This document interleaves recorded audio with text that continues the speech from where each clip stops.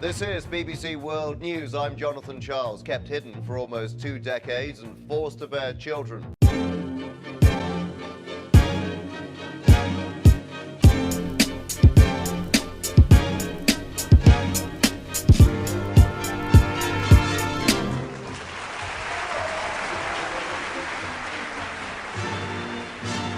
Welcome to episode number 5 of the Gristle Digest, the weekly podcast that shuns the fillets, poo-poos the prime cuts, and tosses away the tender chops of the week's news, all in favour of feasting on the devilishly unhealthy, the dastardly ill-advised, the saucily insalubrious, and anything else about the world that inherently gives you a sleazy Jack Nicholson kind of smirk.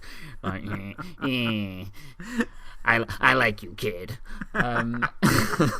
It's the 1st of May. I'm Orup Sen, and I'm joined as ever by my good friend Paul Moss. How's it going, Paul? It is not going too bad, Orup. Not going too bad at all. Excellent. Slight case of the sniffles, but I'm battling through. I'm ploughing. I'm a sorry soldier. to hear that. I'm a soldier. It's all right. We have agreed to take comfort breaks where necessary. So hopefully we'll get through it. I have a Lemsip, so have no fear. Excellent. This week's top stories. First story. Oh, Ken, you've done it again. You've offended loads of Jewish men and women too. Ken Livingstone was suspended from the Labour Party this week following yet another foray into the completely hassle-free chill-out zone that is the debate about anti-Semitism. Veteran GLC politician and annoyingly voiced Livingstone caused an uproar when he sought to defend fellow Labour Party suspensionee Naz Shah over accusations that she was anti-Semitic by saying that Hitler was supporting Zionism before he went mad and ended up killing 6 million Jews. Ken. Kenny. Ken. Livingstone, or carefully worded Ken, as he's known by no one, defended his comments by saying that they could not be regarded as anti-Semitic, as the same suggestion had been made by Benjamin Netanyahu only last year. In an interview with the BBC, he refused to apologise for his comments a staggering 16 times. Wow, that's aggressive denial. That's Ken. Ken's calamity has led to an inquiry into anti-Semitism in the Labour Party being set up and headed by Liberty's Shami Chakraborty, or Shami Chakraborty, as she's known to her Bengali family. I'm Bengali, Paul, so it's fine. I can say that. Nice. We got away with it. We got away with that one. Next story. Sale at BHS. Everything must go. Including all real estate, pension liabilities, and the company as a going concern. British Home Stores, the 88-year-old retailer and perennial high street occupant that no one ever went into, entered into administration this week following a decades-long decline into the sorry state that was dubiously sold by permatanned, tax-avoiding, heavage-exposing sex pest Philip Greene for £1 to an unknown consortium of investors a year ago.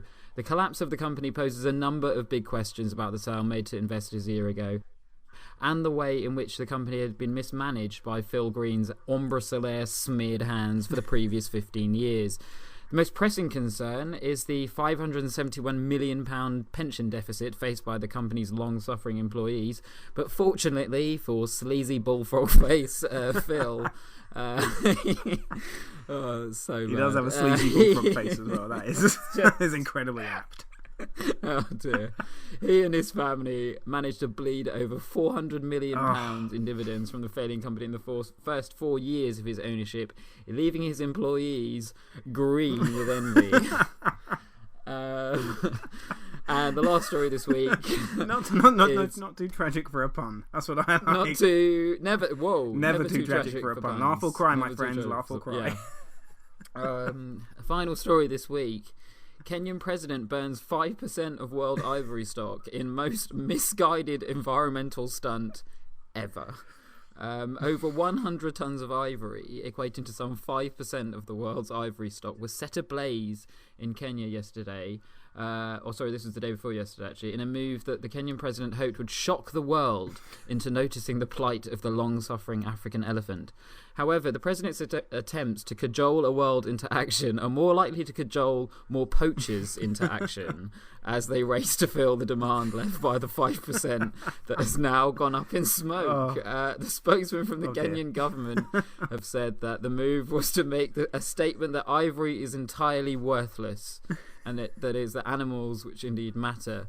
The laudably intentioned but arguably reckless move prompted environmental economist Mike Norton-Griffiths to say... He's always got an opinion, old Norton-Griffiths, He's always piping up, old Mike Norton-Griffiths. Something to say now, is it? Typical. To say that poachers were now likely to think we must go and collect more from elephants. And he's probably right this time, Mr. Norton-Griffiths. So, Paul, stories this week. Jesus. We'll start with Ken. Bless Ken. him. What have you done? What do you make of all of this? He's amazing. He's amazing obviously made some pretty juicy comments in defence of another MP. Yeah, what do you make, mate? Well, he's defended two politicians, hasn't he? Naz Shah and Adolf Hitler. So he's not done a bad job. It's 2 for 1, Ken. Oh no! Stretching it out. She's gonna hate that. She's gonna hate that for the fact that Google has recorded that for eternity. Like whenever you Google her name, Hitler's gonna come up as well. Synonymous now. Synonymous. Yeah, unlucky. It's amazing though. Like you go to defend someone on anti-Semitism. There's literally one note. Don't bring up Hitler. Ken, that's the first place I'm going to go. And then the aggressive, rigorous refusal to apologise. And I saw that 16 times on LBC. I think 16 times he was asked by Ken Clark. And just that stupid Cockney squirrel voice little twat who just wouldn't say sorry. He just doesn't want to do it, does he? I won't apologise for the truth. I won't apologise for the truth. Yeah, but what you've said's massively, massively, horrifically offensive, Ken.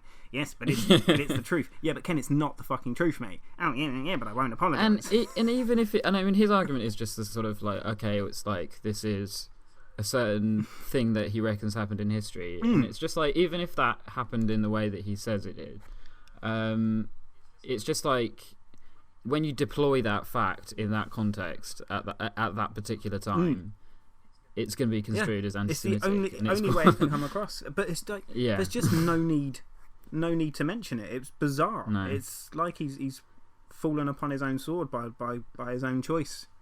But he's now I think adding himself to the sort of like gallery of like the famous gallery of anti-Semites like across the world. So you got like like Walt Disney, and then sort of like Oswald Mosley, and then more recently Mel Gibson, like clearly Mel Gibson.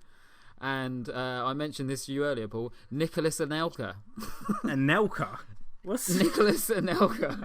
But do you remember he did that weird hand salute? Didn't he? Like part of some weird fascist organisation. It was some weird. It was in kind of like salute to a French comedian who's like is quite anti-Semitic. Yeah. He is an anti-Semite, and but with Anelka, I just think he's so thick. They would have just been like, they would have asked him about it afterwards, and they would have been like Nicolas, and he would have just been like, like, how are you? I am Nicolas. How are you? And they would have been like, do you know what I mean? Are you like anti-Semitic? And he would have been like, how are you? I am Nicolas. And they'll be like, oh, I don't know, man. Would you mind like, just doing this hand signal? Okay. Yeah. Do you know what a Jewish person is? Yeah, I know what he is, like a farmer with a cat. And you're like, nah, don't worry about him. Don't worry about him, mate. He's not. He's nothing to worry about. Oh, Nicky. But but he's sort of. I think that if you add Livingstone to that motley crew, which includes Gibson and Elka, Mosley and Disney. Wow. I think that Jewish people across the world should take some comfort from the caliber of the average anti-Semite. They are by and large bellends. I mean, it is obviously. I think with Ken Livingstone, I think he has got himself into situations before where arguably it's been a bit sort of oversensitive on the part of journalists sometimes, and they've construed it against him, and I sympathise with that, but at the same time I get the sense that he's probably when he's off the record, he's probably even worse. That's just the sort of feeling I get. But that's completely not corroborated in anything. But at the same time, and there is a lot of sometimes in any kind of racism or whatever, there is sometimes like hypersensitivity towards it. But I think with anti-Semitism, it is really kind of out there. Like it is kind of growing in Europe and stuff like that. Yeah, you see in almost every country in Europe, the right is getting more and more popular. And their sort of default setting is anti-Semitism. Yeah, really. I don't get that. Like, I don't know why well, it's like it's it's hundreds of years old. It's like a historical kind of prejudice, and it's on the rise. So Ken probably a bit irresponsible saying what he said. But next story, Paul, BHS, it's gone down the pan. Oh dear. Phil Greene, dirty Phil Greene. This kind of like he's almost like this sort of, I don't know. He's kind of a UK's sort of symbol, like antichrist of capitalism. He's just sort of an awful man. Everything that could kind of be wrong with it, and everything morally reprehensible, he does tend to sum up quite well behind his hideous is he face. going to be the new Fred the Shred type figure, who was knighted and all the rest of it, and then had all of that revoked because he was so ridiculous at the way he managed things? A lot of correlations between Robert Maxwell, who done pretty much exactly the same thing, cost millions of people their pensions, and was an absolute arsebag. And why do they always have to look like the way they do? Just open shirted, bronzed in a slightly conspicuous way, and he like Phil Greene, for example, is always being photographed with kind of Rita Ora or Kate Cheryl Moss. Cole, Kate Moss, Kate Hudson, and stuff like that. All the Kates, and he's just. I hate him. I mean, and now, and it comes out that he's done this. Now, BHS, to be fair, I mean, have you ever gone into BHS? Oh, Jesus Christ, it's horrific. I mean... It's terrible. There's one near my work, and sometimes you just kill in time and think, oh, do you know what? I'll have a Ganders. Yeah. Oh, 40% sale. That sounds all right. You get in there. And it's just awful. Like, the clothes are dreadful. Like rat bites out of the jumpers. It's like stepping back like 20 years. That's how it feels. You go in there and just like, oh yeah, I remember shopping in the early 90s. Yeah. Yeah, exactly. The shops themselves seem so dated, don't they? Yeah. And it's sort of you sort of feel like this was bound to happen, and clearly if he's like how can you take £400 million out of a company like that if it was clearly not making that much money? Well, clearly like losing money, hemorrhaging money. He sold it for what?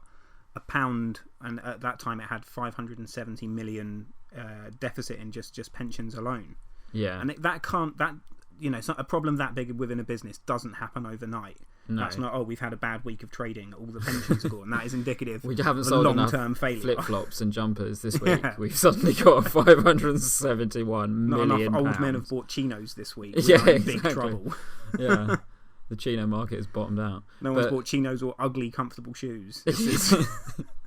I mean, BHS, like, they're just... I can't recall the last time I saw an advert for BHS on the TV. If I've ever seen an advert for BHS on the TV.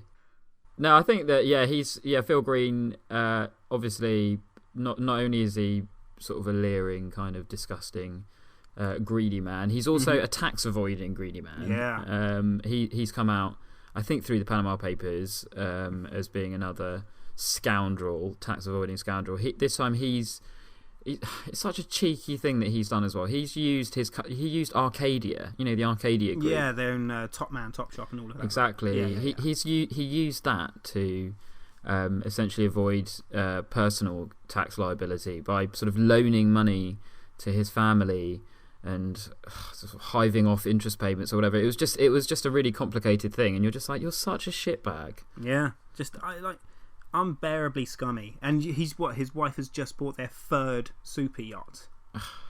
Why would it's very hard to think of a situation in life that calls for one super yacht. What's he planning? That he's going to require a fleet of super yacht? Well, last story this week, Paul, is... I mean, this one I picked it just because for all the other ones, put it this way, for all the other ones, underneath the stories, I have, like, the bit I, read out at the start, and then notes. And under this story, the only notes I've got are what the fuck, because that is what I thought of when I picked this story, because I thought I'll go for, like the Independent newspaper picks sort of issues sometimes, so I thought I'd do the same. But what on earth is this man trying to do? It's insane, isn't it? So I read, like, his point was, this is showing poachers that ivory's worthless. It's only worth money on the elephant. But that would only mean something if poachers sold the ivory to the government, i.e. they were the market for this, but they're not. It's typically weird Chinese people who want medicines or something, right? Yeah. So by just destroying loads, all you do is drive up the cost of existing ivory, and you increase the need to get new ivory. It's basic supply and demand. It's business 101, and he's got it massively wrong. It's a very disappointing move. It is. And but didn't anyone tell him? Didn't anyone think, like, but he's an African president, I hope. You know what I mean? Like, they're not the easiest guys to talk to, are they? True. I mean, I don't know what he looks not like. Not famed but for being rational, are they? I imagine he's wearing a large hat with feathers in it. You think so? I was picturing. See, I was going for a different stereotype entirely. I was going for a man dressed as a kind of general with aviator sunglasses. Oh yeah, no, I've got him, but in like a colonel's hat with a feather in it, though. Feather in it, yeah, for some extra pomposity. Yeah, that's true. That's true. Brigadier, Major, General, Professor. It's always an awesome title, isn't it? It's never like it's compound title. But yeah, he's gone and burned. 5% of the world's ivory. How can you do that with anything? When there can't be that many times. How often is it that someone can do anything with 5% of the world's stock of something? That can't happen very often. It's a rarity. Surely, even when you remember in the Gulf Wars, remember when we were children, Paul, in the first Gulf War, Gulf War One. Gulf War One, starring G.W. Elder, Saddam Hussein, and cruise missiles. They were huge. They were all the rage. Scud missiles. Remember Scud missiles? What happened to the Scud? I had a poster with a Scud missile. Went out of vogue. Did you? Yeah. That's amazing. Just like Sunday Times. All these like military weapons. It was all the rage back then. Gulf War One. But back then they sort of the retreating Iraqi army in parts of Iraq, they set fire to the oil fields, and I don't even and that was pretty gargantuan amount of oil being burned, but I still don't even think that equated to sort of 5% of the world's stock. So it's like being able to do that with all the ivory it's insane. But you sort of think what is the right thing to do with 100 tons of ivory? A lot of pianos. I mean, what do you do? Yeah, just make. Yeah. Do you use it to make pianos? Yeah, and you could, an enormous range of chess umbrella pieces. Chess pieces, umbrella handles. I mean, do you do that, or do you just say because you get a hell of a lot of ebony? You get Stevie Wonder, you get Paul McCartney, and you just have a jam and you enjoy life and you enjoy life and donate the money to the Kenyan president to buy new feathers for his hat and medallions and medals. Just to give him the freedom to make more completely reckless decisions.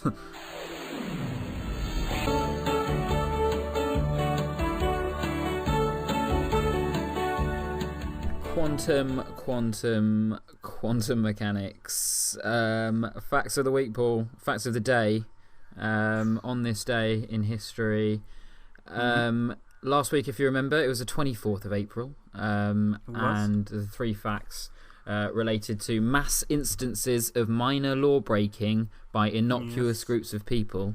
An obvious choice, but I allowed it. Very predictable category. I apologised at the time. I'll apologise again. It's okay. I'll apologise again because it's frankly it's a bit out of order.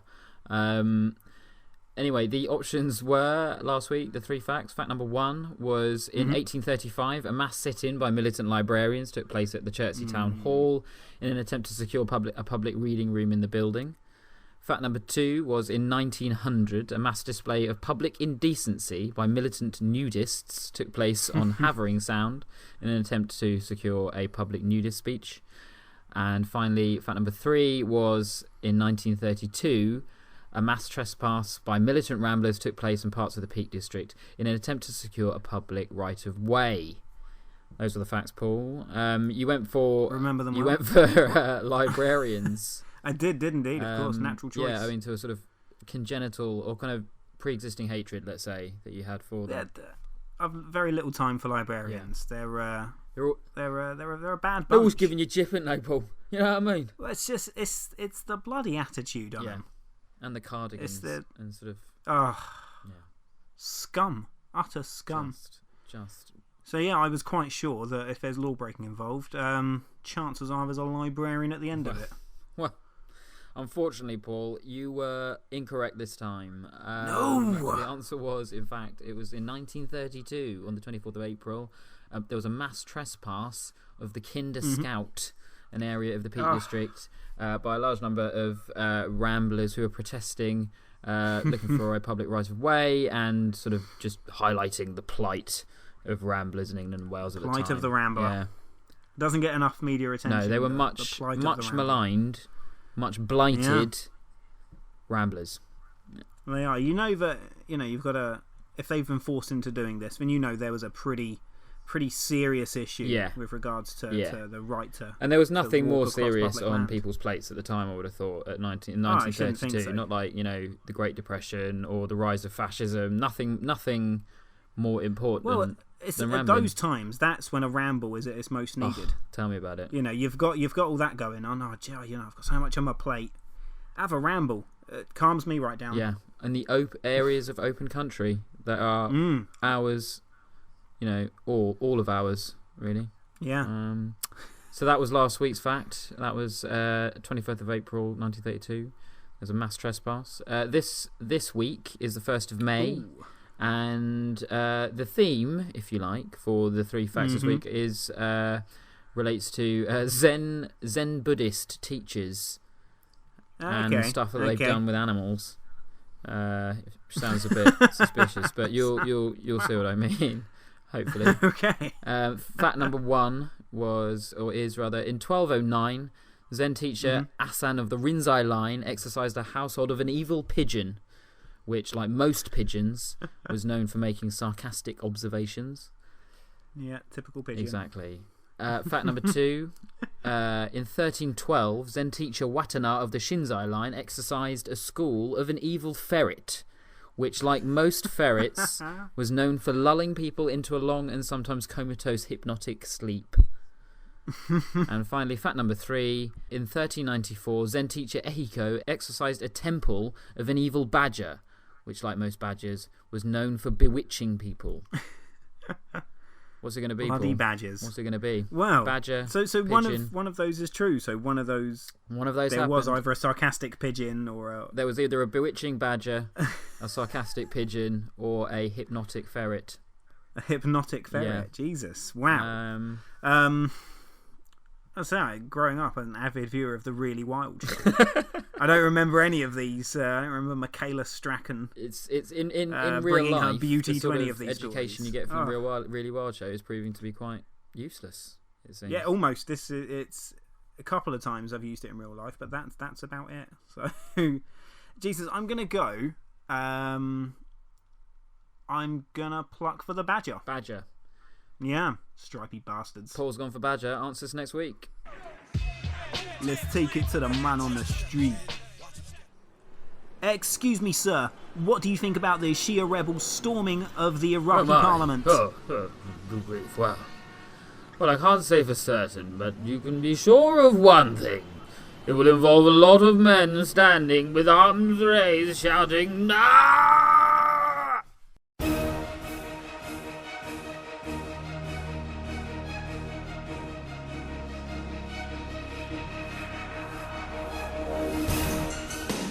The Moss Report.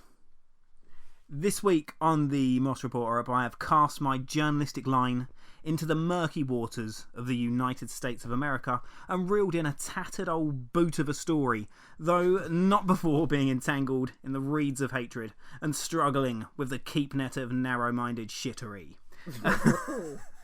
This week, I know, powerful fishing imagery to kick this off. This week, a resolution in California to honour the all-American screen icon John Wayne with a special John Wayne Day has been gunned down at high noon by its biggest rival and had its sorry carcass left for the vultures.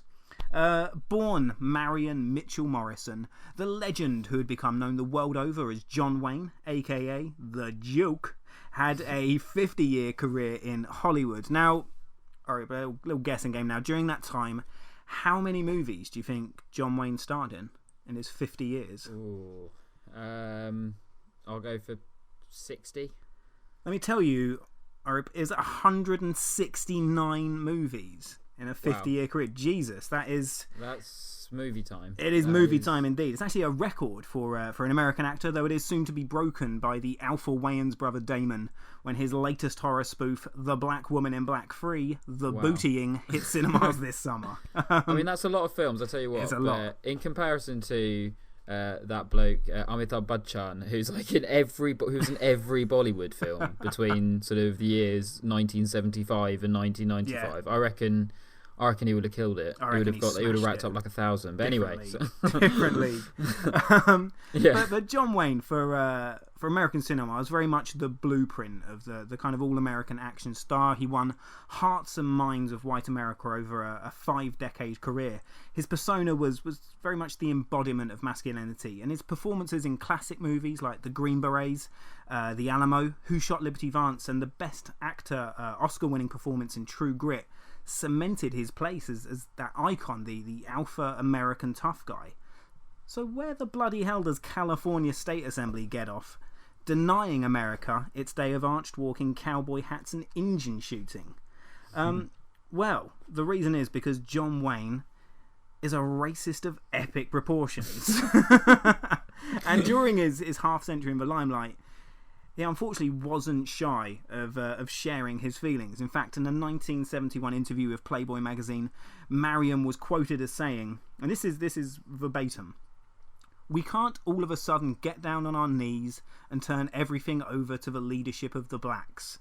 I don't think that was on the cards there, John Wayne, but he then carried on. "I believe in white supremacy until the blacks are educated to a point of responsibility. I don't believe in giving authority and positions of leadership and judgment to irresponsible people." Bear in mind, this is the same John Wayne that in 1970, just 1 year prior, played a key part in getting Ronald Reagan elected as governor of California, a pivotal step in Reagan's journey to the White House. So you do have to question his judgment on the issue of leadership and responsibility a little bit. John Wayne, though, as well as hating the brown people that were forced to come to America, he also had very little time for the brown people that were already there, adding in that same Playboy interview his views on Native Americans. And he went on to say, "Our so-called stealing of this country from them was just a matter of survival." What a douchebag. There were great numbers of people who needed new land, and this is where it gets amazing, and the Indians were selfishly trying to keep it for themselves.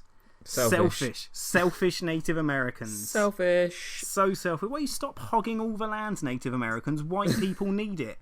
Where else are we going to put our Starbucks? It's selfish is what it is. For shame. Yeah. For shame.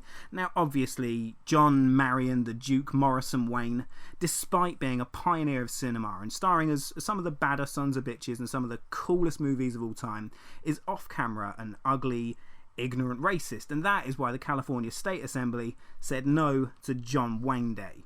Now, it wouldn't be America if somewhere a redneck didn't have steam coming out of his ears in outrage over the issue. And this tale's hick is a Republican assemblyman of Orange County by the name of Matthew Harper, who attacked the decision, exclaiming, "Today is the day that political correctness prevailed over a profoundly American figure. Opposing the John Wayne Day resolution is like opposing apple pie, fireworks, baseball, the free enterprise system, and the 4th of July." Douchebag. And then before... but taking into consideration the reasons for not having fucking John Wayne Day, he also rebutted, "Every one of us is imperfect. He represented those big American values we know and love." Those big American values being fear and racism. And in too many places, he's unfortunately right. John Wayne is perceived as this larger-than-life techno-prisoner's tough talker. He represents kind of a false ideal of American glory through violence, but on closer inspection, he's nothing but sound bites and Hollywood gloss that covers up a bigoted dick. But as Donald Trump seems to be proving week after week, perhaps a John Wayne Day, as sad as this might be, is at the moment for America in 2016 the most perfect day for them. A sorry state of affairs. What the bloody hell do you make of all that, sir? Well, John Wayne. Yeah, I think that I can understand the opposition, and I can also understand why they were going for it. But it seems odd in California that they're taking a decision not to commemorate a day or whatever, given and that they're making such a fuss about it now, because I think that there's an airport in Orange County already called the John Wayne Airport, so it's called that every day. Yeah, that's it. But also, I think that actually sort of putting a day onto the bill or like onto the legislation books or whatever is quite a minor thing. But it's also he was a very spicy character. He was very spicy and outspoken. that interview with Playboy. Anyone that, whether it was in the 70s or still now, you do hear people say it, but anyone who refers to black people as the blacks is not generally someone I tend to. That's usually it's a bit of a red flag in a conversation, isn't it? As soon as someone's bit of a massive 15-man semaphore red flag. That is it. That's, really. You make your excuses, you walk away. But John Wayne. You just sort of wonder about the politician that tried to put this forward, and you think, why did you even do it? Because you knew, in a way, this sort of stuff was bound to happen. But it's that kind of thing, isn't it? So John Wayne, as an idea, is so much bigger than like John Wayne the actor, because the way he's kind of lived on, his legacy's lived on, and now just his very persona is kind of indicative of a very American idea and an American ideal. But you kind of scrape away just a couple of layers, and you see it's just horrific kind of evil dirtbaggery. But that is essentially kind of what America wants, isn't it? To a large degree. Not in all quarters. No, that's but I think up to a point though, with a lot of people that attained fame and notoriety in a period of say the 50s and earlier, that are now lauded or whatever at this point, quite a lot of them, really, if you scratch the surface and say quiz them on what they thought about other races or religions, or it's even almost gender or anything like that. No one stacks up very well. So you either have a case where you kind of have got to accept flaws, or you have no heroes. It's a really kind of sad situation, isn't it? Unpleasant situation. It's so hard to find someone who is just genuinely great.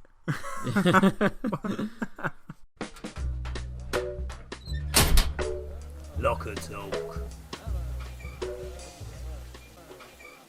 Hey, Jeremy! Is it you? Comrade Corbyn? Bernie! How are you, comrade? How long has it been? Hey, not since we were boys.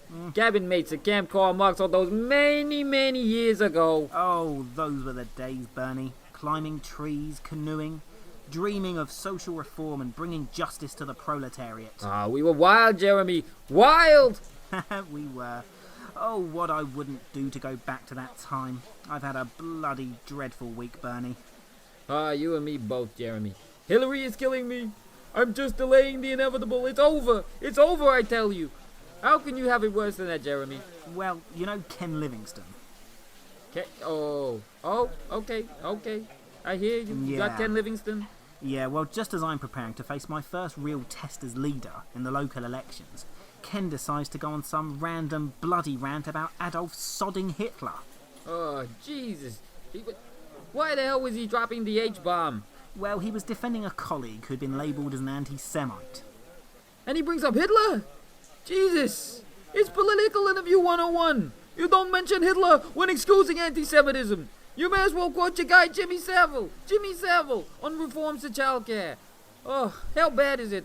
Well, he called Hitler a Zionist. Oh, shit! Exactly.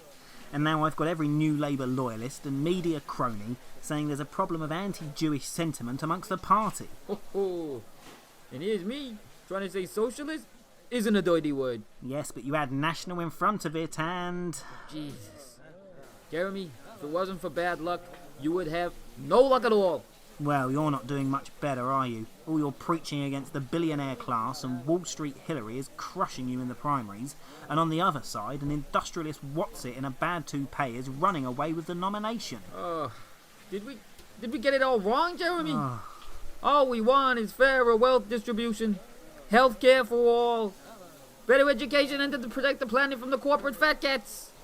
And what do we get for it? We get shit on, Jeremy, by the fat cats. That we do. And I, for one, am bloody sick of it. When I became leader, there was a wave of enthusiasm. I thought, finally, I could make a difference. But it's been nothing but criticism and mockery. I can't even bow for the sodding Queen without causing a meltdown at the Daily Mail.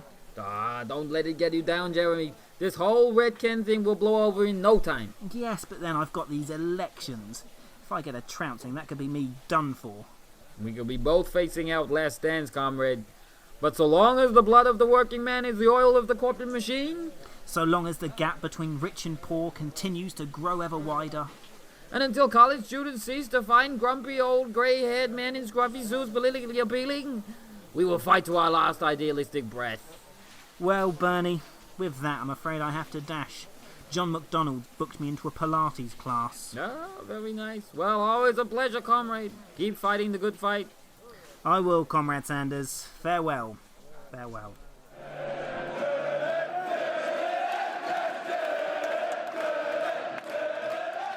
Sports this week. Douchebag Sportsman of the Week, Paul. This week's Douchebag Sportsman of the Week is WBO and WBA. I can't believe this, man. Heavyweight world champion Tyson Fury, who revealed himself to barely have trained in the run-up to his rematch with Vladimir Klitschko, unveiling a flabby, fat-filled gut at a press conference in a move that confirmed more than ever that he is a fat thug who got unbelievably lucky. Did you see that? I did see him. I'm actually a big boxing fan. I'm also a fan of following arseholes. So yeah, I'm more than familiar with Tyson Fury. He definitely ticks those two boxes. Oh yeah, and just an unbelievable week for douchebaggery from this guy. Comes out looking just a disgrace, and he came out and said, you know, to call me an athlete is a disgrace. Like, that excuses it. Well, yeah, that is true, mate, and you are a fucking disgrace. It's like he's definitely a disgrace. It's like he got the points win over Klitschko and was like, right, I need some pies, and just hasn't stopped since November. It's just that kind of complacency and that sort of really insulting attitude towards what is effective. You know, not that you're meant to like revere the world title, but at the same time have a bit of respect for what some of the other people the world title a little bit. You know, it's like who've won that belt. Yeah, I mean, think of some of the rubbish. great guys in history. You know, what I mean, he's in the 1960s. It was Muhammad Ali was in his spot. You know, what I mean, the early 90s it was Mike Tyson in his spot. These tremendous athletes, and now it's just this fat dick. And just the way that he presented himself at that. Was it a press conference? It certainly wasn't a weigh-in, it was a press conference, wasn't it? Just the way he presented himself at that. It just made you think, gosh, like, he's just lucky that there's no other good boxers around. And I think he said he's going to retire.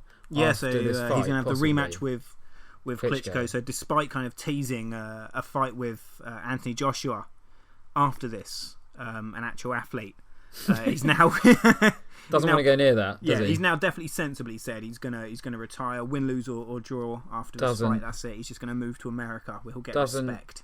Yeah, doesn't fancy a fight with Anthony Joshua, but did get into a Twitter fight with him this week, and in a choice remark, he said that he reckons Anthony Joshua has got a big cock.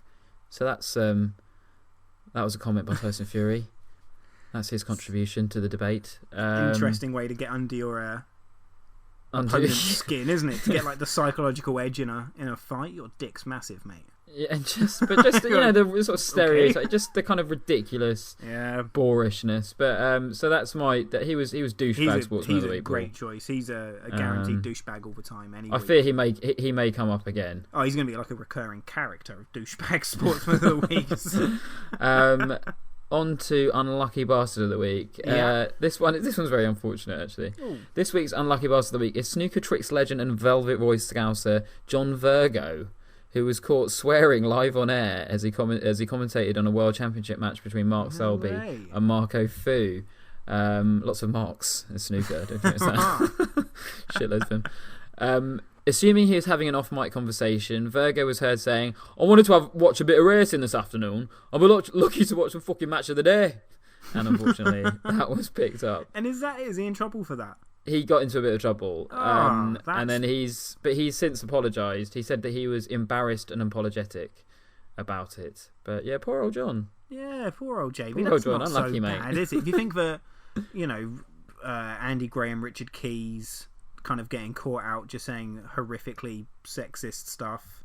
Ron Atkinson got caught out, didn't he, saying massively racist stuff? Yeah. So just being a little bit grumpy because you're going to miss the racing, that's quite charming, It's really. a little bit tough on him, I think.